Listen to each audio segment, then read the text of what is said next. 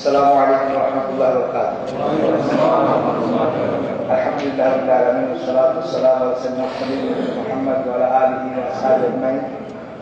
সত্যিকার আজকে কোনো আমাদের একটা বিশেষ প্রোগ্রাম ছিল না, তো হঠাৎ করে সকালে জাহালাতে একটা প্রোগ্রাম ছিল, আমাদের এখান থেকে কিছু ভাইরা গেলেন, গিয়ে বললেন বিকালে কোনো প্রোগ্রাম না থাকলে ওখানে একটা প্রোগ্রাম করেন। আমরা একটু আসলে শিডিউল অনুযায়ী অর্ডার পারফর্ম করতে হয়, আমরা পূর্ব থেকে যেতে প্রস্তুতি ছিল না, তো সেই জন্য আমরা যদি পারমিশন দেবে এখানকার জন্য, সেই জন্য আমরা আলোচনা বিশেষ উদ্যোগী হয়ে যাই। তো পরবর্তীতে আমাদের ভাইদের দাওয়াতি মানুষের সাথে আলোচনা করলাম, ইমাম সকলে এসার পরে আমাদের প্রোগ্রাম আছে, বাংলাতেও পথে প্রোগ্রাম আছে, এখন কোনো প্রোগ্রাম নেই, বাকির উপরে করা যেতে পারে। আর বিশেষ করে গতকালকে আমার অনেক ভাইরাই এখান থেকে গেছেন মাহবুলার প্রোগ্রামে, আমাদের 4টি বাস ধরে গেছেন, আমাদের ভাই কেসিতেও গেছেন, অবশ্য অনেকে যেতে পারেন না। তাই ভাবলাম যে আমাদের হাসাবের ভাইরা বঞ্চিত হবে মেহমান কথাশোনা থেকে বা দেখা থেকে, তো ঠিক আছে আমরা সুযোগ গ্রহণ করি। সেজন্যই মূলত আজকে এই অন্য একটি বিশেষ আলোচনা প্রোগ্রাম ছিল, আমার প্রোগ্রাম ছিল, সেই প্রোগ্রামটিকে ক্যান্সেল করে আমরা এখানে এসেছি। এবং আমি আশা করি মেহমানকে আমরা সচরাচর আপনার যিনি মূলত ইন্ডিয়ার নাগরিক এবং আমার সাথে পরিচয় ছিল মদিনা ইউনিভার্সিটি পড়ার সময়, আমার সিনিয়র মদিনা ইউনিভার্সিটি থেকে কুলিয়াতুল শরিয়া ইসলামিক ল বিভাগে পড়াশোনা করেছেন, উচ্চত ডিগ্রি গ্রহণ করেছেন। এবং পিস টিভি যারা নিয়মিত দেখেন তারা হয়তো অনেকে তাকে চিনবে, দেখি যদি কাজ দেখেন এই ভদ্রলোক চিনে জানি। আর ঠিক আছে, তিনি তাকে আগে থেকে ছিলেন মাশাআল্লাহ, অনেকেই নিশ্চয়ই আপনারা খুশি হবেন যে একদিন যাকে টিভিতে দেখেন এখন সরাসরি দেখতে পাচ্ছেন, আলোচনা শুনতে পাচ্ছেন। আমি আশা করি মেহমানও খুশি হবেন যে রাত্রে যে আমার শ্রোতারা আছে, তাই না, এবং সারা বিশ্বে আছে আলহামদুলিল্লাহ। রহমত আল্লাহ পাক এই পৃথিবীতে আরো বরকত দান করুন, আমিন।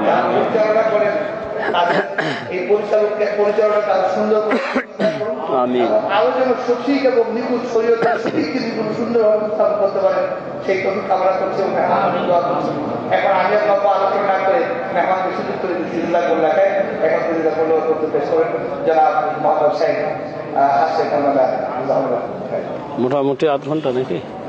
আধ ঘন্টা কথা বলা পরে আধা ঘন্টা পরে নামাজের আলোচনার সুযোগ প্রস্তুত থাকে আমরা করবো। ঠিক আছে। আসসালামু আলাইকুম রহমতুল্লাহ বারাকাতুহু।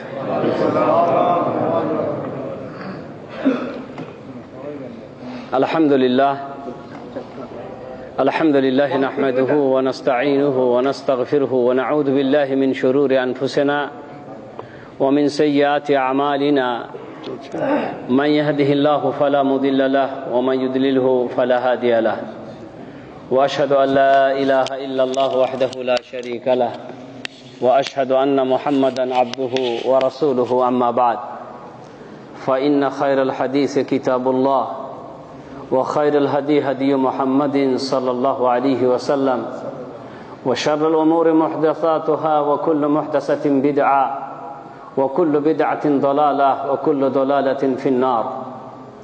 أعوذ بالله من الشيطان الرجيم.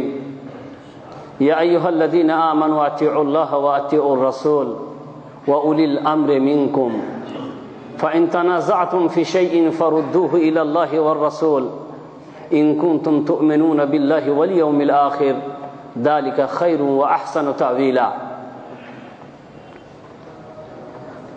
সম্মানিত উপস্থিতি,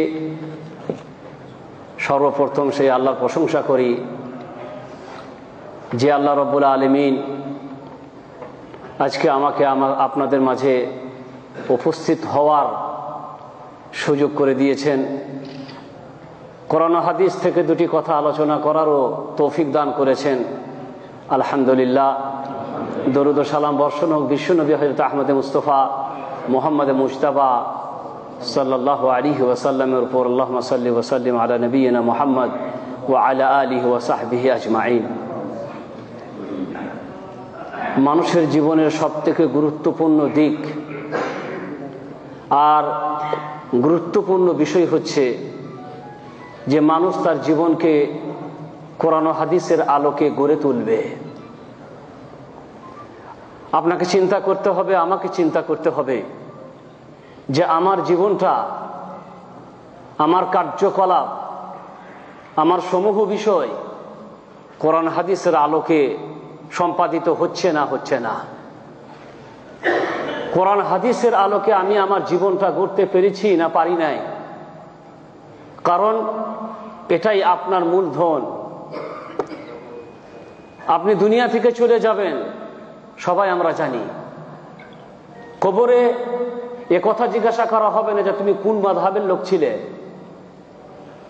তুমি কোন মতাদর্শকে বিশ্বাস করতে, তুমি কোন সংগঠনের সাথে জড়িত ছিলে, তুমি কি সংগঠন করতে, এরকম কোনো প্রশ্ন কবরে হবে না।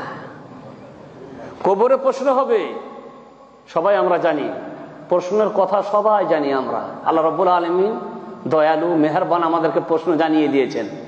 দুনিয়ার পরীক্ষাতে প্রশ্ন জানা যায় না, ছাত্ররা কেউ জানতে পারে না যে কি প্রশ্ন আসবে।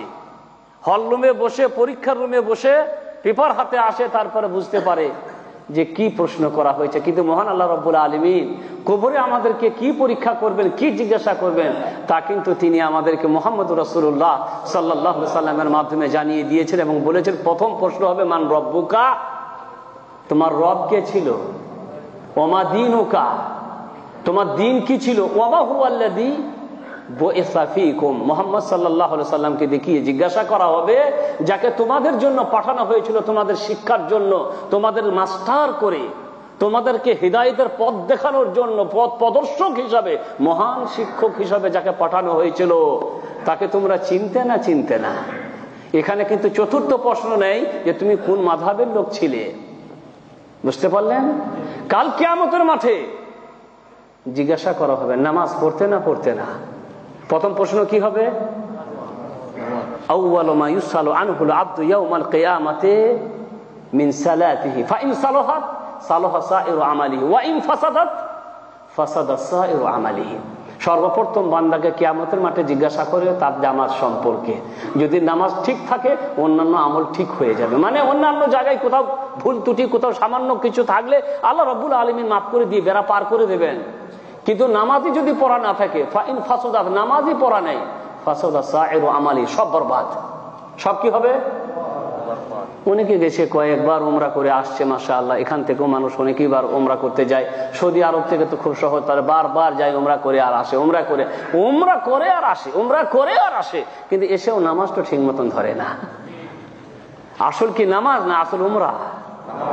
নামাজ। উমরা হজ মানুষের একটা ফ্যাশন হয়ে গেছে। অনেকেই মনে করে এতদিন থাকলাম কুয়েত সৌদি আরবে, উমরাটা না করে গেলে কেমন হয়, হজটা না করে গেলে কেমন হয়, মানুষ কি বা বলবে। আর কুয়েতে থাকলে সৌদি আরবের এই একটা 10 সামান্য, এখান থেকে সৌদি আরব আর কত কিলোমিটার সবাই আপনারা জানেন, হ্যাঁ, এই পাশেই।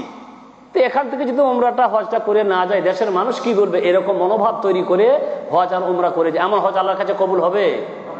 জি না। আপনাকে প্রথমে চিন্তা করতে হবে, হ্যাঁ হজ করবেন, খুব ভালো কাজ, এটা একটা বড় কাজ। আমাকে আল্লাহ এই মাটিতে নিয়ে এসছেন, আল্লাহ সুযোগ করে দিয়েছেন, সুযোগ গ্রহণ করব এবং এই মহান ইবাদতটা আল্লাহর জন্য পালন করব, আদায় করব, এরকম নিয়ত করে ওই হজ করার পরে ভালো আমলের ওপরে কায়েম থাকবেন, সেটা হচ্ছে নামাজ। কারণ আল্লাহ প্রথমে কিন্তু হজ জিজ্ঞাসা করবেন। প্রথমে কি জিজ্ঞাসা করবেন?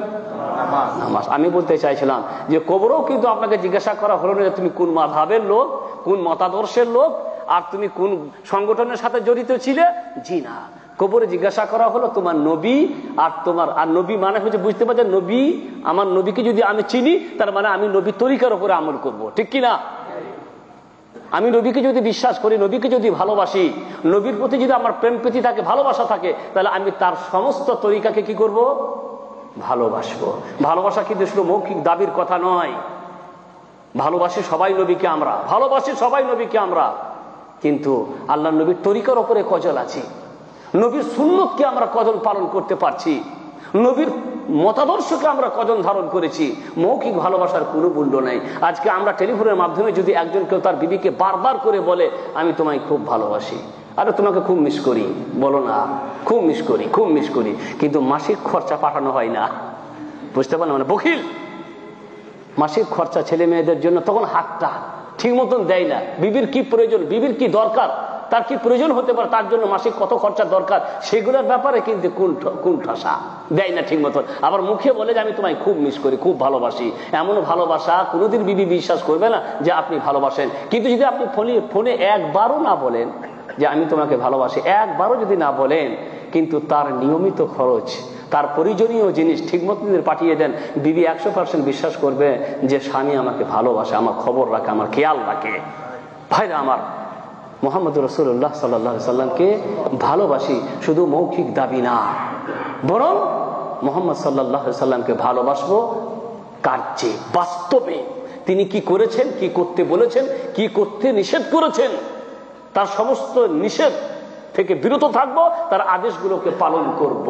নাফরমানিয়াত, মাসিয়াত, অবাধ্যতার কাজগুলোকে ত্যাগ করলে মুহাম্মদ রাসূলুল্লাহ সাল্লাল্লাহু আলাইহি সাল্লামকে ভালোবাসা হয়।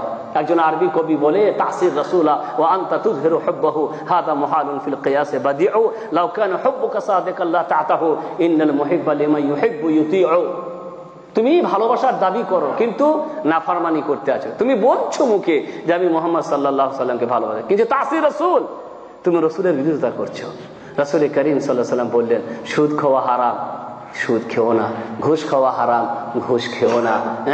গীবত করো না, চুগলি করো না, মানুষের সাথে অবিচার করো না, জুলুম করো না। রাসূল করিম সাল্লাল্লাহু আলাইহি সাল্লাম এই সমস্ত জিনিস থেকে আমাদেরকে নিষেধ করছেন, অথচ এই সব কাজে আমরা জড়িত আছি।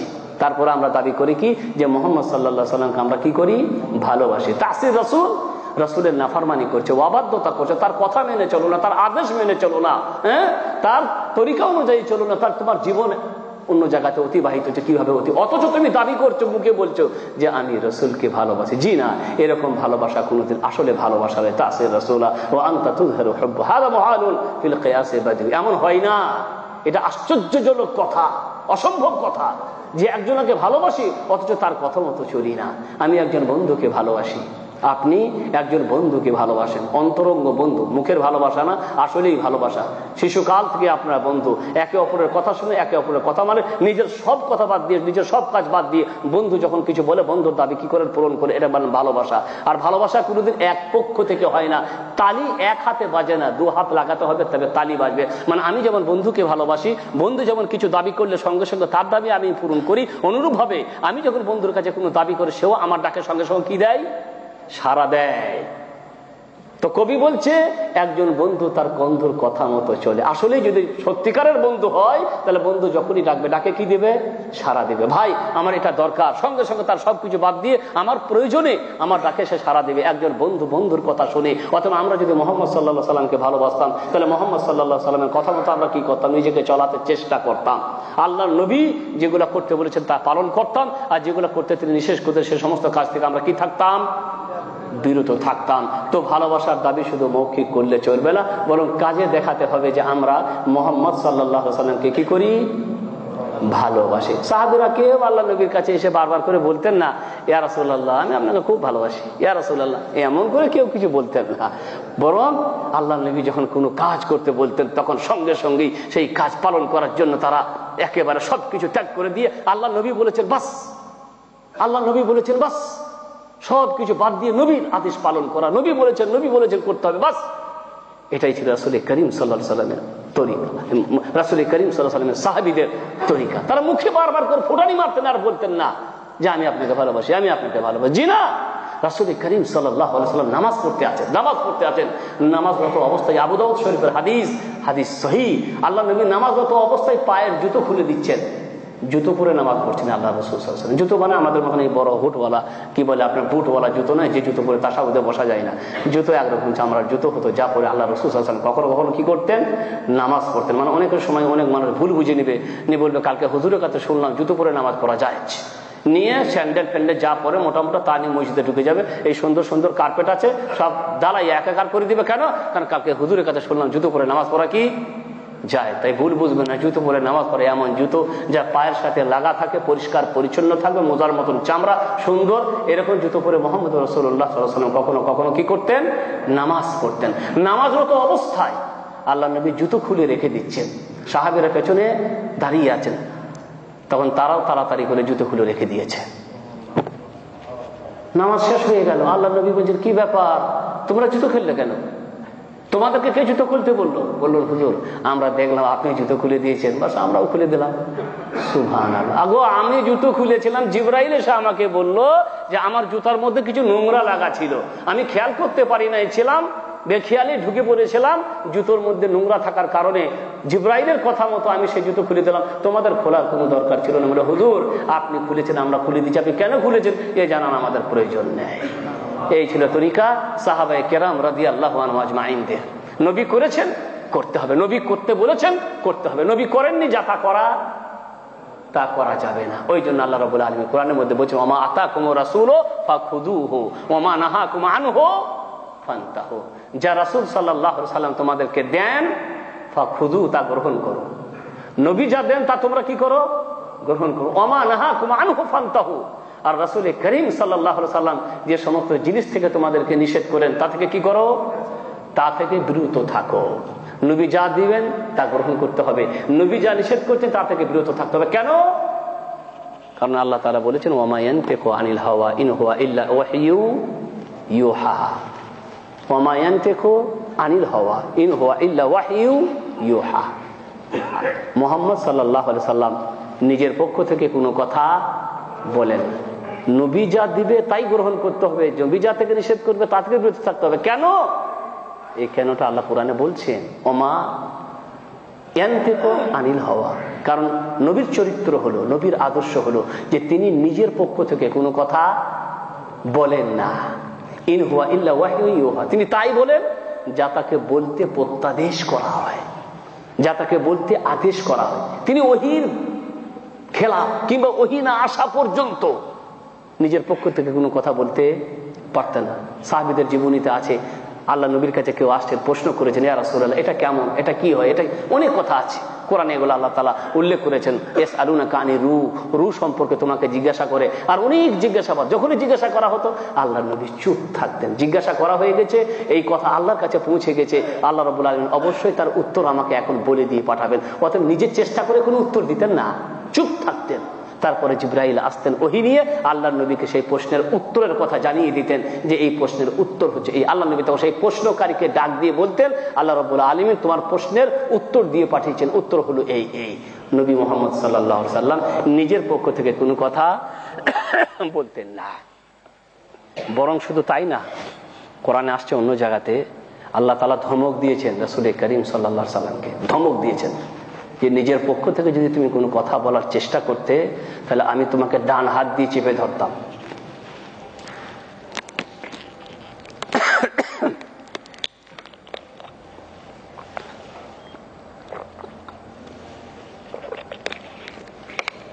নিজের পক্ষ থেকে যদি তুমি কোনো কথা বলতে, তাহলে আমি তোমাকে ডান হাত দিয়ে চেপে ধরতাম। لو تقول علينا بعض الأقابيل لأخذنا منه باليمين ثم لقطعنا منه الوتين فما منكم من أحد عنه حاجزين। যদি কোনো কথা, লাউ তাকাওয়ালা, তাকাওয়াল মানে কথা বানিয়ে বলা, কথা। ওই যে আমাদের মাজারে আরে দেখবে অনেকে কওয়ালি গায়, কওয়ালি গায় না? কওয়াল মানে কি? আসলে বানিয়ে বানিয়ে গায় ওরা বানিয়ে বানিয়ে বলে। অনেক ইসলামিক কিছু ঘটনাকে, আলীর ঘটনা, ফাতেমার ঘটনা, হাসান হোসেনের ঘটনা, নবীর কিছু ঘটনা, এই তারিখী কিছু ঘটনাকে সামান্য সত্য তার সাথে হাজার হাজার মিথ্যা কথাকে জড়িয়ে তারা কিছু একটা বানায় আর সুন্দর করে ঢোল বাজিয়ে এমন করে গায়ে, শুনতে খুব ভালো লাগে। আমি অনেক সময় শুনেছি, দিল্লিতে আর গেলে মাজারে চলতে আছে মাশাআল্লাহ। ওই যে দিল্লির জামে মসজিদ না, জামে মসজিদ নামে বাকি সব শিরকিও আড্ডা, বিরাতি আড্ডাখানা। নিজামুদ্দিন আউলিয়া, বিরাট নিজামুদ্দিন আউলিয়ার মাজার, বিশাল মাজার। সেই মাজারে যদি যান, সেখানে যদি দেখেন আল্লাহু আকবার, নিজামুদ্দিন আউলিয়া গো বিরাট মানুষ ছিলেন, মানুষ অনেক মানুষের কাছে অনেক বড় মানুষ, তার মাজারের মানুষ চেষ্টা করতে আছে আর ফুল নিয়ে হিন্দুদের মতন করে সব দাঁড়িয়ে আছে লাইনে। কি দিবে? ফুল দিবে। কার? নিজামুদ্দিন আউলিয়ার মাজারে ফুল দেওয়ার জন্য সব দাঁড়িয়ে আছে। আর সেখানে পাশে কিছু ভক্তরা দাড়ি মোচ এবার প্রতিদিন ক্লিন করবে, ওরা প্রতিদিন ক্লিন করবে। দাড়ি মোচ ক্লিন করা অবস্থায় শুধু কওয়ারি গাছের সাদাই মানে টুপি এক ধরনের লাগাই নিয়ে আর ঢোল বাজি এমন মাতালের মতন করে গাইতে আছে। বাবরে, মানুষ ভক্তরা শুনছে, এত শুনতে। এদের নাম কওয়াল। কওয়াল মানেই হচ্ছে কথা বানিয়ে বলা, কথা ওর মধ্যে সত্য থাকে না। আল্লাহ তাআলা বলছে, লাউ তাকাওয়ালা আলাইনা বাদাল আকাবিল। মুহাম্মদ সাল্লাল্লাহু আলাইহি সাল্লাম যদি নিজের পক্ষ থেকে কিছু কথা বানিয়ে বলতো, বাদাল আকবাদ মানে কিছু, যদি কিছু কথা বানিয়ে বলতো, একটাও কথা যদি বানিয়ে বলতো, একটাও কথা যদি বানিয়ে বলতো আমার নাম দিয়ে, আমি বলিনি এমন কথা যদি সে একটাও বানিয়ে বলতো, লা আখাযনা মিনহু বিল ইয়ামিন, তাহলে আমি তাকে ডান হাত দিয়ে চেপে ধরতাম। ডান হাত দিয়ে, তারপর তার কণ্ঠ নালী ছিঁড়ে ফেলে দিতাম, কণ্ঠ নালী ছিঁড়ে ফেলে দিতাম। ফামা মিনকুম মিন আহাদিন আনহু হাজিজিন, তোমাদের কোন শক্তি, পৃথিবীর কোন শক্তি তাকে আমার হাত থেকে বাঁচাতে পারতো না যদি একটা কথা বানিয়ে বলতো। কে? মুহাম্মদ সাল্লাল্লাহু আলাইহি সাল্লাম। অতএব আল্লাহ যে বলছে যে মোহাম্মদ যা দেয় তাই গ্রহণ করো, আর তিনি যে সমস্ত জিনিস থেকে তোমাদেরকে বিরত থাকতে বলেন তা থেকে তোমরা বিরত থাকো। কেন? কারণ তিনি নিজের পক্ষ থেকে কোনো কথা বলেননি। তিনি যা বলেছেন তা হচ্ছে সবই আল্লাহর কথা। কার কথা? আল্লাহর কথা। অতএব আমাদের জীবন গড়তে হবে মুহাম্মদ সাল্লাল্লাহু আলাইহি সাল্লামের তরিকা অনুযায়ী, তার সুন্নত অনুযায়ী, কোরআন অনুযায়ী। রাসূল করিম সাল্লাল্লাহু আলাইহি সাল্লাম যেভাবে আমাদেরকে পরিচালনা করেছেন, তিনি আমাদের জন্য যে আদর্শ রেখে গেছেন, আমাদের জন্য যে তরিকা পদ্ধতি সুন্নত রেখে গেছেন, সেই তরিকা পদ্ধতি সুন্নত অনুযায়ী আমাদের জীবন পরিচালনা করতে হবে। রাসূল করিম সাল্লাল্লাহু আলাইহি সাল্লাম তাই দুনিয়া থেকে বিদায় হওয়ার আগেই বলে দিয়ে গেলেন, তারাকতু ফীকুম আমরাইন লান তাদিল্লু মা তামাসসাকতুম বিহিমা কিতাবুল্লাহ ওয়া সুন্নাতু নবিয়্যিহি সাল্লাল্লাহু আলাইহি ওয়াসাল্লাম। আমি দুনিয়া থেকে চলে যাচ্ছি, কিন্তু আমি দুটো জিনিস তোমাদের কাছে রেখে গেলাম। কটা? দুইটা। তিনটা বলেনি, চারটা বলেন না। আমি বড় বড় আলেমদেরকে রেখে গেলাম, বড় বড় ওলিদেরকে রেখে গেলাম, বড় বড় বুজুর্গানের দিন থেকে রেখে গেলাম, তারা তোমাদেরকে কিছু বলবে, তাদের কথা মতো জি না। আরে এমন কথা বলতে হলে মুহাম্মদ সাল্লাল্লাহু আলাইহি ওয়াসাল্লাম বলতে আমি আমার পরে আবু বকরকে রেখে গেলাম। পৃথিবীর মধ্যে শ্রেষ্ঠ মানুষ মুহাম্মদুর রাসূলুল্লাহ এবং দ্বিতীয় শ্রেষ্ঠ মানুষ হচ্ছে আবু বকর রাদিয়াল্লাহু তাআলা আনহু, তাই না? সুবহানাল্লাহ। কিন্তু আবু বকরের কোনো মাজার নেই। ওমর, উসমান, আলী, পৃথিবীর মধ্যে চারজন শ্রেষ্ঠ মানুষ মুহাম্মদ সাল্লাল্লাহু আলাইহি ওয়াসাল্লামের পরে, তাদের কোনো মাজার নাই। বুঝতে পারলেন? আমাদের মাজার যেগুলো আছে সেগুলো কারা? আমরা যাদের মাজার পেয়েছি তারা কারা? তারা কোনো সাহাবী নন, তারা কোনো নবী নন, কোনো সাহাবী নন, তাবিঈন নন, তাবা তাবিঈন নন, কোনো ইমামও নন, সাধারণ মানুষ যাদেরকে আমরা মনে করি তাদের সঠিক ইতিহাস সম্পর্কে আমরা জানি না। শাহজালালের ইতিহাস আমরা কি এমন জানি? বায়জিদ বাস্তামীর ইতিহাস কি আমরা জানি? নিজামুদ্দিনের ইতিহাস কি আমরা জানি না। আমরা এই কথাও বলবো যে তারা খুব খারাপ মানুষ ছিলেন, জি না। তারা হয়তো আল্লাহর ওলি ছিলেন, নেককার দিনদার মানুষ ছিলেন। তারা অবশ্যই একথা বলে যাননি আমাদের মরার পরে তোমরা আমাদের মাজার গুলাকে কবর বানাইও, আমাদের কবর গুলাকে মাজার বানাইও, আমাদের কবরে ফুল দিও, আমাদের কাছে মানত করো, আমাদের। এরা একথা বলে আমরা মনে করে নিয়েছি। আবু হানিফা চলে গেছে দুনিয়া থেকে, তার নামে একটা মাযহাব তৈরি হয়েছে, হানাফি মাযহাব। আবু হানিফা জানেন না? আবু হানিফা জানেন না। 80 সালে তার জন্ম, 80 হিজরিতে তার জন্ম, এবং 150 হিজরিতে তিনি দুনিয়া থেকে কি করছেন? চলে গেছেন। 80 হিজরি থেকে নিয়ে 150 হিজরি পর্যন্ত এই জীবনে কোনো মাযহাব ছিল না। যখন তিনি দুনিয়া থেকে 150 হিজরিতে চলে গেলেন, ভক্তরা তার নামে একটা দল তৈরি করলো, একটা মাযহাব তৈরি করলো, নাম হয়ে গেল হানাফি মাযহাব। কি হয়ে গেল? হানাফি মাযহাব। ইমাম মালিকও জানেন না, ইমাম শাফিও জানেন না, ইমাম আহমদ বিন হাম্বল, এরা কেউ জানেন না যে আমাদের নাম দিয়ে একটা করে কি তৈরি হয়েছে? মাযহাব তৈরি। এরা কেউ, এদের মরার পরে আমরা বানাইছি ভক্তরা, আমরা, তারা কিন্তু এটা থেকে সম্পর্ক ছিন্ন। তো নিজামুদ্দিন আউলিয়া বলেন, আর বায়জিদ বাস্তামি বলেন, আর শাহজালাল বলেন, যেগুলো যাদেরই মাজার তৈরি হয়েছে, আমার মনে হয় এরা কেউ ভুলে যাননি, ওসিয়ত করে যাননি যে আমাদের কবরগুলোকে তোমরা কি করো? মাজার তৈরি করো। তো আমি বলতেছিলাম, যদি রাসূল করিম সাল্লাল্লাহু আলাইহি সাল্লামের পরে পৃথিবীতে কোনো মানুষকে ভালো হিসাবে গ্রহণ করা যেত এবং তার কথা মতো চলা যেত, তাহলে আবু বকরের কথা আল্লাহ নবী বলতেন, ওমরের কথা আল্লাহ নবী বলতেন, উসমান, আলীর কথা আল্লাহ নবী বললেন। আল্লাহ নবী বলছেন 4 জন খলিফা আমার পরে, তাদের মতাদর্শকে গ্রহণ করো। মানে কি? যখন কোনো মসলা আসবে, কোনো মসলা, কোনো বিষয়, সেই বিষয়টা তোমরা আমার জীবনে পাচ্ছ না, মানে আমি এরকম বিষয়ে কিছু আমার জীবনে ঘটেনি, এমন কোন মসলা, এমন কোন বিষয় আমার জীবনে ঘটেনি, অতএব এটা পরিষ্কার হাদিসে পাচ্ছ না, তখন তোমরা দেখো আবু বকরের জীবনে পাচ্ছ কিনা, দেখো ওমরের জীবনে পাচ্ছ কিনা, দেখো আলী, উসমান, এদের জীবনে পাচ্ছ কিনা। যদি আমার জীবনে না পাও, আমার সুন্নতে না পাও, তাহলে এদের কোনো মতাদর্শ বা কোনো মতবাদ, কোনো মুক্তি থাকলে ওদের উক্তি অনুযায়ী তোমরা কি করো? আমল করে। এই 4 জন খলিফা। তাহলে বড় বড় মাজার যদি হতো, বড় বড় মানে ওলি যাদেরকে বলা যায় না, আবু বকর হতেন, ওমর, উসমান, আলী হতেন, কিন্তু না। আল্লাহ রাব্বুল বলেন, তারাকতু ফীকুম আমরাইন, তোমাদের কাছে আমি দুটো জিনিস রেখে গেলাম। আমরাইন, দুটো জিনিস। আবু বকর, উসমান, আলী, বড় বড় সাহাবীরা আছেন, তাদের উক্তি আছে, তাদের মতবাদ আছে, সেগুলা কোনো সময় কাজে লাগবে। কখন? ওই যে বললাম, যখন আল্লাহর নবীর সুন্নতে কিছু পাওয়া যাবে না, তখন আমরা একটা দৃষ্টান্ত দিই, সামান্য দৃষ্টান্ত। এখানে যেহেতু এই কাজটা হয়, এখানে জুমার দিনে 2টো আজান হয়, তাই না? জুমার দিনে কটা আজান হয়? 2টো আজান হয়। আল্লাহর নবীর জামানায় কিন্তু 2টো আজান হয়নি। আবু বকরের জামানাতেও কিন্তু 2টো আজান হয়নি। ওমরের জামানাতেও কিন্তু 2টো আজান হয়নি। এই আজান আবিষ্কার করেছিলেন কে? উসমান রাদিয়াল্লাহু তাআলা আনহু। উসমান রাদিয়াল্লাহু, মদিনা বিরাট হয়ে গেল, মদিনার জনসংখ্যা বেড়ে গেল, বিরাট শহর হয়ে গেল। মদিনা থেকে এখনকার মতন তখন মাইক নাই, বুঝতে পারলেন, তখন মাইক ছিল না। মসজিদে নববীতে একজন আযান দিত, কাছে করে যারা তারা শুনতে পেত। মদিনা যখন বেড়ে গেল, জনসংখ্যা বেড়ে গেল, তখন মানুষ দূরে দূরে আযান শুনতে পেত না, জুমার সময় বুঝতে পারতো না, কারণ তাদের হাতে ঘড়ি আর মোবাইল ছিল না। এই ঘড়ি এর মোবাইল এর আবিষ্কার কখন তা আমরা তো নিজেই জানি যে এগুলো কখন আবিষ্কার হয়েছে। আজ থেকে কিছু বছর পূর্বে সৌদি আরবে যখন এলাম, তখন ফোন করার কোনো ব্যবস্থা ছিল, কারণ বাড়িতেই তো ফোন নাই। ফোনটা করবো কোথায়, বাড়িতে তো ফোন নেই, বুঝতে পারলেন। তখন চিঠি ছাড়া কোনো উপায় ছিল না, 2 মাস 3 মাস করে লাগতো একটা চিঠি আসতে আর একটা চিঠি যেতে, বুঝলেন। আর এখন আল্লাহ দিয়েছে মোবাইলে সবসময় যোগাযোগ করা যায়। তো আল্লাহ নবী এই আবু বকর উসমানের জামানাতে মদিনার সংখ্যা যখন বেড়ে গেল, মদিনা শহর অনেক বড় হয়ে গেল, আর ঘড়ি নাই, টাইম মানুষ বুঝতে পারতো না, তখন তিনি নিজের চেষ্টায় একটা কাজ করলেন যে দেখো, জুমার 1 ঘন্টা আগে একটা মানুষ অমুক পাহাড়ে চেপে আজান দেবে, সেখান থেকে মানুষরা শুনতে পাবে যে জুমার সময় কাছাকাছি হয়ে গেছে। এই আজানটা তিনি জুমার 1 ঘন্টা আগে আবিষ্কার করলেন। তারপরে জুমার সময় আর একটা আজান হবে, বাস। তার এই সুন্নত জারি হয়ে গেল, তার এই সুন্নত জারি হয়ে গেল। আল্লাহ নবী করেননি, আবু বকর করেন, উমর করেননি, কিন্তু কে করেছেন? ওসমান গনি রাদিয়াল্লাহু। এই সুন্নতের উপরে আমল করা জায়েজ না জায়েজ নয়?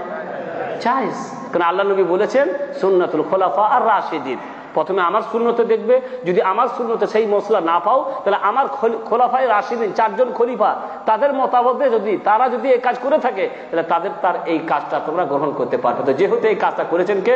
খলিফায়ে উসমান রাদিয়াল্লাহু তাআলা আনহু। এখন বর্তমানে হয়তো আলেমদের মাঝে এই ব্যাপারে অনেক কি বলে আপনি কিছু ইখতিলাফ শুরু হয়েছে, এখন তার প্রয়োজন নেই, কারণ মাইক হয়েছে, এখন আজানের দরকার নেই, যার কারণে আমাদের অনেক মসজিদে এরকম 2 আজান হয়ও না, অনেক মসজিদে 2 আজান হয় না, এই ভিত্তিতে যে এখন প্রয়োজন নেই। কেন প্রয়োজন নাই? কেন এখন মাইকে একজন আজান দিলে বা এখন ঘড়ি মোবাইল সবারই হাতে, বাড়িতে বসে বসে দেখতে পারবে, জানতে পারবে যে জুমার জন্য আর কতটা টাইম বাকি আছে, যার জন্য অনেক মসজিদে এরকম আজান দেয় না। কিন্তু যারা দিচ্ছে তাদেরকে আমরা এই কথা বলবো না যে তোমরা অন্যায় কাজ করছো, কেন তোমরা আজান দিচ্ছ, কারণ তাদের কাছেও দলিল আছে উসমান রাদিয়াল্লাহু তাআলা আনহুর আমল। তা আমার নবী মুহাম্মদুর রাসূলুল্লাহ সাল্লাল্লাহু আলাইহি সাল্লাম কোন সাহাবীকে নির্দিষ্ট করে বলে যাননি যে তোমরা তার মতাদর্শের উপরে, তার কথার উপরে আমল করো। তিনি বললেন তারাকতু ফীকুম আমরাইন, আমি 2টো জিনিস তোমাদের কাছে রেখে গেলাম, লান তাদিল্লু মা তামাসসাকতুম বিহিমা, তোমরা কোনোদিন ভ্রষ্ট হবে না, পথচ্যুত হবে না, যতদিন পর্যন্ত তোমরা ওই 2টো জিনিসকে মজবুত করে শক্ত করে ধরে থাকবে। শক্ত করে ধরার মতো করে ধরতে হবে। কিতাবুল্লাহ, একটা হচ্ছে আল্লাহর কিতাব কোরআন ও সুন্নাতুন নবী, আর দ্বিতীয় হচ্ছে মুহাম্মদুর রাসূলুল্লাহ সাল্লাল্লাহু আলাইহি ওয়াসাল্লামের সুন্নাত। আমি গত আলোচনায় বলেছিলাম যে সুন্নাত আর কোরআন এই 2টো জিনিসকে একে অপরের থেকে আলাদা করা যাবে না।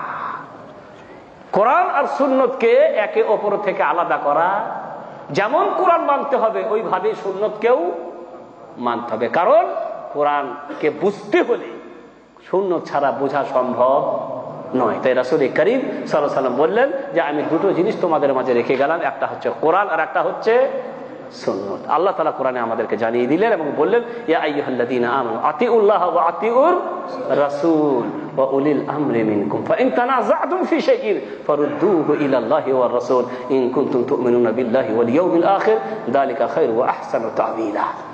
তোমরা আল্লাহর ইতাআত করো, আল্লাহর আনুগত্য করো আর রাসূলের আনুগত্য করো।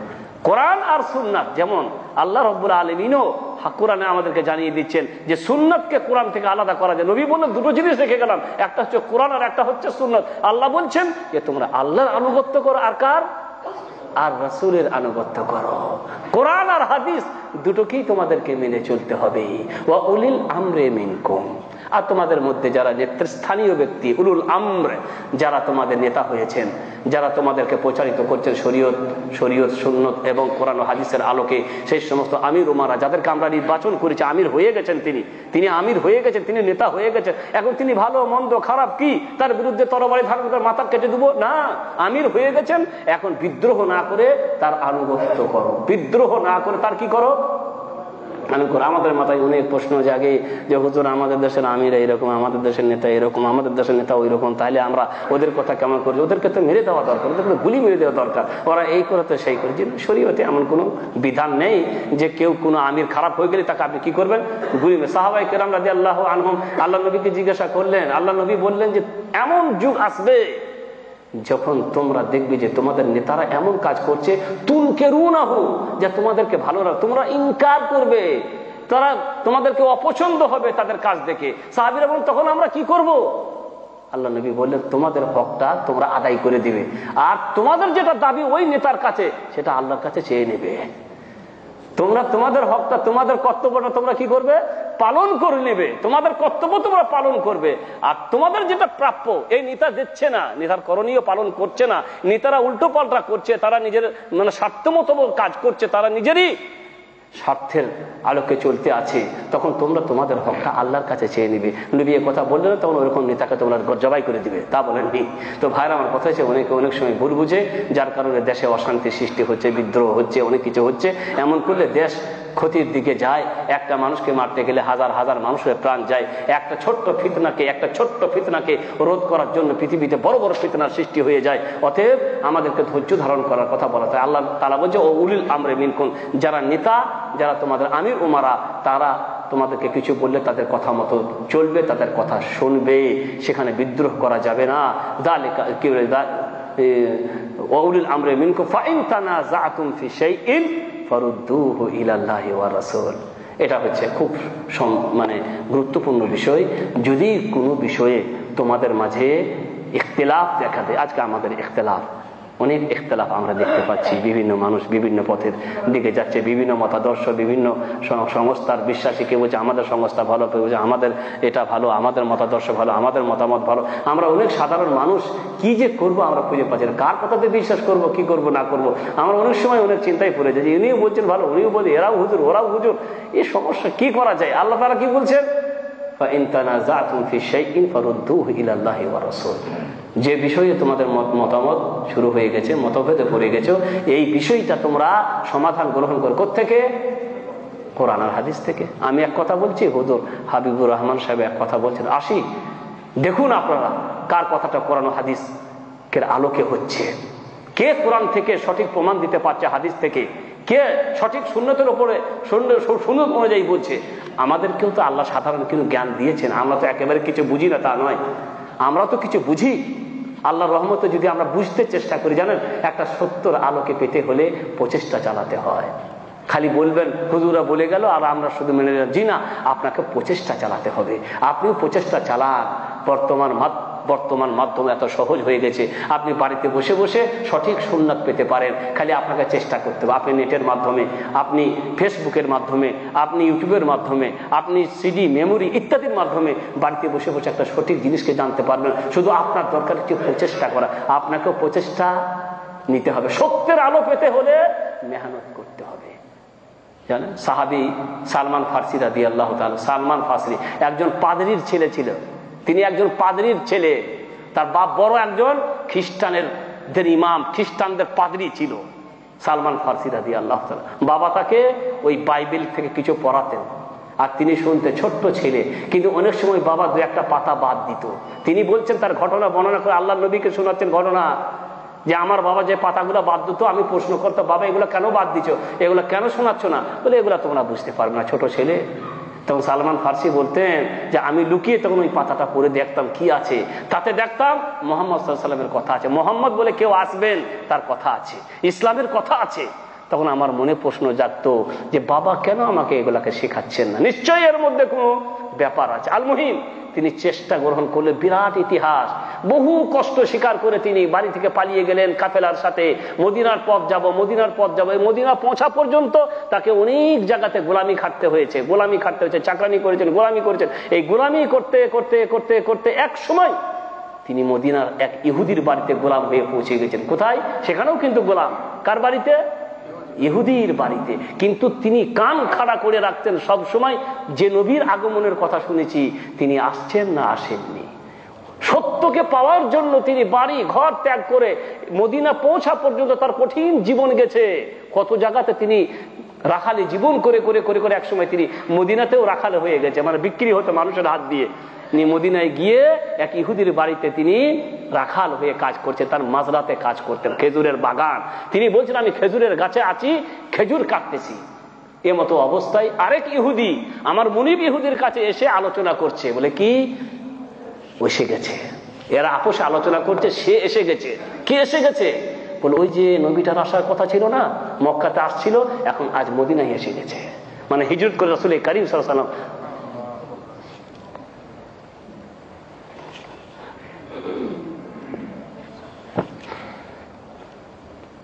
সালমান ফারসি রাদিয়াল্লাহু তাআলা তখন বলছেন, গাছের মধ্যে যেন আমি টিকে থাকতে পারছি না, যার জন্য আমি এত কোরবানি, এত ত্যাগ স্বীকার করে এখানে পৌঁছালাম। আজকে শুনছি তিনি এসে গেছেন, কিন্তু এদেরকে জানানো যাবে না, এরা ইহুদি। বলে তাড়াতাড়ি করে মনিবের কাজ শেষ করে ফাঁক পেয়ে রাস্তা ধরলাম, ফাঁক পেয়ে সবকিছু ছেড়ে দিয়ে রাস্তা ধরলাম। সবাইকে জিজ্ঞাসা করাও যায় না। আল মহিম খুঁজতে খুঁজতে খুঁজতে খুঁজতে যেখানে রাসূল কারীম সাল্লাল্লাহু আলাইহি ওয়াসাল্লাম ছিলেন সেখান পর্যন্ত তিনি পৌঁছে গেলেন। তিনি তার কিছু জানা মতে তিনি পড়েছিলেন নবীর নিদর্শন। তিনি গিয়ে প্রথমে কিছু পরীক্ষা করলেন যে আসলে তিনি কিনা। তার জানা মতে তিনি পড়েছিলেন যে নবীর এই নিদর্শন হবে। তিনি কিছু পরীক্ষা করলেন, পরীক্ষার আলোকে তিনি পাশ হয়ে গেলেন। তিনি বুঝতে পারলেন যে ইনি হচ্ছেন সেই নবী যার আমি অপেক্ষা করেছিলাম, মুহাম্মদ রাসূলুল্লাহ সাল্লাল্লাহু আলাইহি ওয়াসাল্লাম। তারপরে তিনি তার কাহিনী শোনালেন। আমি বলতে চাইছিলাম ভাইরা আমার, এই সালমান ফারসি সত্যকে পেয়েছিলেন বহু কষ্ট করে, বহু কষ্ট করে। আমি শুধু বলবো না, আপনি মনে করবেন যে বাস হয়ে গেছে, খালা হুজুর বলেছেন, খালাস হয়ে গেছে, অমুক হুজুর বলেছেন। জি না, এরকম করলে কোনোদিন সত্য পাবেন না। আমার কাছে শুনুন, ওনার কাছে শুনুন, তার কাছে শুনুন, ওর কাছে শুনুন, সবার কাছে শুনে আপনি নির্ণয় করুন কার কথাটা কোরআন হাদিসের মতো হচ্ছে। এরকম চেষ্টা যদি আপনি করেন, আমার মনে হয় ইনশাআল্লাহ তাআলা আপনি সঠিক সত্যকে এবং সঠিক জিনিসকে আপনি পেয়ে যাবেন। তো সঠিক জিনিসকে পেতে হলে নিজেদেরকেও কি করতে হবে? আল্লাহ তাআলা তাই বললেন, ফাইন তানাযাতুম ফি শাইইন ফারুদ্দুহু ইলাল্লাহি ওয়া রাসূল। যদি কোনো বিষয়ে তোমাদের মাঝে ঝগড়া বাঁধে, মতভেদ তোমাদের মধ্যে সৃষ্টি হয়ে যায়, তাহলে কোরআন ও হাদিস থেকে তার ফায়সালা গ্রহণ করো। রুদ্দুহু ইলাল্লাহি ওয়া ইলা রাসূল। আর আল্লাহ বলছেন কোরআন ও হাদিস, তার মানে কি কোরআনে সমস্ত জিনিসের ফায়সালা আছে। যদি না থাকতো তাহলে এমন বলতেন না আল্লাহ যে কোরআন দি ফায়সালা নাও। আমি বলবো অমুক রুমে জানতো ভাই, অমুক রুমে এই জিনিসটা আছে, নিয়ে আসেন। জিনিসটা অবশ্য আছে, তার মানে আমি বলছি যান ওই ঘরে, ওই জিনিসটা আছে, আপনি নিয়ে আসেন। আছে বলি আমি বলছি। আল্লাহ বলছেন কোরআন ও হাদিস থেকে ফায়সালা নাও, মানে কোরআন ও হাদিসে ফায়সালা আছে। আমি জানি না একটা বিষয়, আপনি আমাকে জিজ্ঞেস, হুজুর এটা কি, আমি জানি না কোরআনের কোন আয়াতে এটা আছে, আমি বলতে পারবো না। হাদিসে কোথাও আছে। এই বিশাল সমুদ্র, কোরআন হাদিস এক বিশাল সমুদ্র। যারা যত গোতা মারে, যারা যত গোতা মারে সমুদ্রের মধ্যে, তারা তত মতি পায়। তা আমি ছোট আলেম, আমি জানি না সব কথা। আমার থেকে আল্লাহ রাব্বুল আলামিন আরো বড় বড় মস্তিষ্কওয়ালা, বড় বড় ব্রেইনওয়ালা এমন আলেম বানিয়ে দিয়েছেন যাদের অনেক কথা জানা আছে। আমাকে জিজ্ঞাসা করে হয়তো আপনি পেলেন না, তার মানে এই নয় যে কোরআন হাদিসে নেই। আমার জানা না থাকলে হাবিবুর রহমান সাহেবের জানা আছে, হাবিবুর রহমান সাহেবের জানা না থাকলে আরো কোনো ভাইয়ের কি আছে, জানা আছে। আমাকে একজনের নয় অনেক জনের কাছে যেতে হবে ইনশাআল্লাহ। এরকম করে যদি চেষ্টা করি তাহলে অবশ্যই আমরা আমাদের সমস্যার সমাধান কোরআন হাদিসে পেয়ে যাব। সবকিছুর সমাধান কোরআন হাদিসে আছে। তাই আল্লাহ তাআলা বলে রুদ্দুহু ইলাল্লাহি ওয়া রাসূল ইন কুনতুম তুমিনুনা বিল্লাহি। এটা হবে তোমাদের কর্তব্য যদি তোমরা মুমিন হও। যদি কি হও? মুমিনদের দাবি মুখে করলে চলবে না, মুমিনদের হবে এটা কর্তব্য যে তারা কোরআন হাদিস থেকে কি করবে, ফায়সালা গ্রহণ করবে। কোরআন হাদিস থেকে তারা সবকিছু সংগ্রহ করবে। আল্লাহ রাব্বুল আলামিন আমাদেরকে রাসূল কারীম সাল্লাল্লাহু আলাইহি সাল্লাম এর সুন্নতের উপরে আমল করার জন্য কোরআনে এই ধরনের আয়াত দিয়ে বুঝিয়ে দিয়েছে যে তোমরা যদি মুমিন হতে চাও তাহলে সবকিছু তোমরা গ্রহণ করবে কোরআন হাদিস থেকে। তোমাদের জীবন চলবে কোরআন হাদিসের আলোকে, তোমরা তোমাদের জীবন গড়ে তুলবে কোরআন হাদিসের আলোকে। ফালা ওয়া রাব্বিক লা ইউমিনুনা হাত্তা ইউহাক্কিমুকা ফীমা শাজারা বাইনাহুম তুম্মা লা ইয়াজিদু ফি আনফুসিহিম হারাজা মিম্মা কাদাইতা ওয়া ইউসাল্লিমু তাসলিমা। আল্লাহ তাআলা বলছেন মুহাম্মদ সাল্লাল্লাহু আলাইহি সাল্লামকে লক্ষ্য করে, তোমার রবের কসম করে বলছি ওরা মুমিন হতেই পারবে না যতক্ষণ না ওরা ওদের বিবাদে লিপ্ত হয়েছে, ওরা ওদের বিবাদের মীমাংসার জন্য তোমাকে বিচারক হিসাবে গ্রহণ না করবে, ততক্ষণ পর্যন্ত ওরা মুমিন হতেই করতে ফয়সালা গ্রহণ করব মুহাম্মদুর রাসূলুল্লাহ সাল্লাল্লাহু আলাইহি সাল্লাম থেকে। আমাদের মতভেদ শুরু হয়ে যে ভাই নামাজ এমনি করে পড়বো না অমনি করে পড়বো, নামাজ কেমন করে পড়বো, সূরা ফাতিহা পড়বো না চুপি চুপি পড়বো না। ফয়সালা গ্রহণ করুন আল্লাহর নবীর জীবনী থেকে। ফারুদ্দুহু ইলাল্লাহি ওয়া রাসূল। দেখেন আল্লাহর নবী কি করে নামাজ পড়েছেন, দেখেন হাদিসে আছে কি করে কি করতে হবে না করতে হবে। আল্লাহ রাব্বুল আলামিন আমাদেরকে শিখায়, ফালা ওয়া রাব্বিকা লা ইউমিনুনা, ও বলছে পড়তে হবে, ও বলছে পড়তে হবে না, ও বলছে পড়া চলে, ও বলছে পড়া চলে না, ওরা বলছে হ্যাঁ চলবে, এরা বলছে না চলবে, এরা বলছে শিরিক, এরা বলছে বিদআত, এরা বলছে না, ইত্যাদি অনেক সমস্যা। আমরা কি করব? আল্লাহ বলছে ফায়সালা গ্রহণ করে না, বিচারক হিসাবে গ্রহণ করে নাও মুহাম্মদ রাসূলুল্লাহ সাল্লাল্লাহু আলাইহি ওয়াসাল্লামকে, তোমাদের সব সমস্যার সমাধান হয়ে যাবে। তোমাদের বিবাদ শুরু হয়েছে, তোমরা মতভেদে লিপ্ত হয়েছ, বিভিন্ন কথা বিভিন্ন উক্তির উপরে তোমরা পড়ে গেছো, তোমরা ফাইসাল বিচারক হিসাবে গ্রহণ করে নাও মুহাম্মদ সাল্লাল্লাহু আলাইহি ওয়াসাল্লামকে। থুম্মা লা ইয়াজিদু ফি আনফুসিহিম হারাজা মিম্মা কাদাইতা ওয়া ইউসাল্লিমু তাসলিমা। তারপরে নবী যা ফয়সালা করে দিবে সেই ফয়সালা মানতে। আল্লাহ তাকে দেখছে, আল্লাহকে সে দেখতে পাচ্ছে না, আল্লাহ তাকে দেখছেন সব জায়গাতে, আল্লাহর চক্ষুকে ফাঁকি দিয়ে কিচ্ছু করা যায় না, এমন খেয়াল এমন ইমেজের যদি মানুষের অন্তরে রাখে তাহলে তারপরে কোনো অন্যায় কাজ হয় না। তা আল্লাহ নবী বলে সর্বপ্রথম আমার ওসিয়ত হচ্ছে যে তুমি তোমার অন্তরে তাকওয়া সৃষ্টি করবে, আল্লাহর ভয় সৃষ্টি করবে, আল্লাহকে ভয় করতে শিখবে। 2 নম্বরে দুই নম্বর ওসিয়ত হচ্ছে নেতাদের কথা শুনে তা মেনে চলার চেষ্টা করবে, নেতাদের কথা শুনবে, তা মেনে চলে কি করবে চেষ্টা করবে, তার মানে শুনবে এবং মেনে চলবে। ফাইন্নাহু যদিও সেই নেতা কোন কৃতদাস হয়, হাবশী কোন গোলাম হয়, তবুও তাকে মেনে চলতে হবে, কারণ সে আমাদেরকে নেতা। তার সাকাল সূরা, তার অবস্থা, তিনি কত গাম্ভীর্য সম্পূর্ণ ইত্যাদি না, নেতা যদি হয়ে যায় তখন তার কথা আমাকে কি করতে হবে মেনে চলতে, সে যেই হোক না কেন। ফাইন্নাহু মান ইয়াইশু মিনকুম বা'দি ফাসায়ারা ইখতিলাফান কাসীরা। আমার পরে তোমরা যারা জীবিত থাকবে তার অনেক মতাদর্শ, অনেক মতবাদ দেখতে পাবে, অনেক ইখতিলাফ দেখতে পাবে, যা আমরা বর্তমানে দেখতে পাচ্ছি।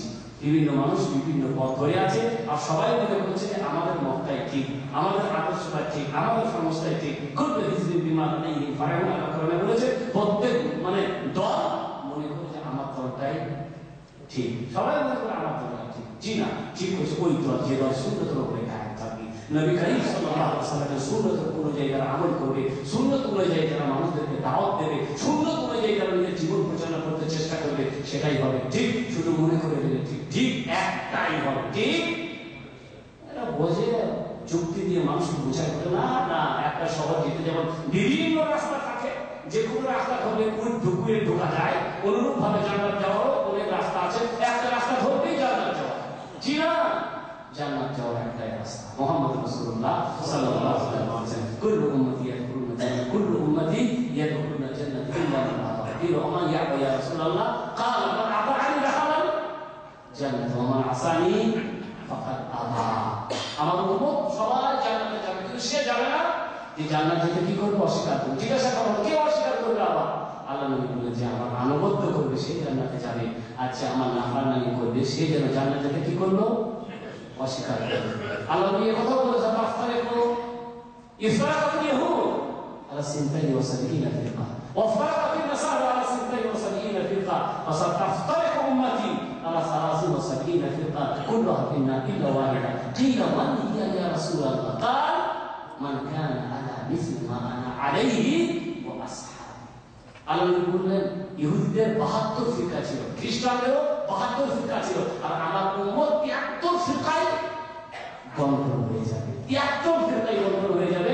মুহাম্মদ রাসূলুল্লাহ সাল্লাল্লাহু আলাইহি ওয়াসাল্লামের উম্মত কুল্লুহা ফিন্নার, সবাই জান্নাতে যাবে ইল্লা ওয়াহিদা, একটি ফিরকা জান্নাতে যাবে। ওই যে বললাম হক কটা? একটা। একাধিক যদি হক হতো আল্লাহ নবী কয়েকটা ফিরকা, অনেক ফিরকা বলতেন, হক করে বলা আছে যেটা একটা ধরলেই জান্নাতে চলে যাবে। জি না, নবী বলেন সবাই জান্নাতে যাবে ইল্লা ওয়াহিদা, একটা দল শুধু জান্নাত। ইল্লা মান হিয়া রাসূল। সেই দলটা কোনটা? আল্লাহ নবী নাম দিলেন না, এটা এটা এই নাম সেই নাম না। আল্লাহ নবী মান কানা আলা মিসলি মা আনা আলাইহি ওয়া আসহাবি। আজ আমি এবং আমার সাহাবী যে পথের উপরে কায়েম আছি, যে মতাদর্শের উপরে, যে সুন্নতের উপরে, যে তরিকার উপরে আমরা কায়েম আছি, এই তরিকার উপরে যে দলটা কায়েম থাকবে সেই দল যাবে। একাধিক হক হবে না, হক হবে একটা।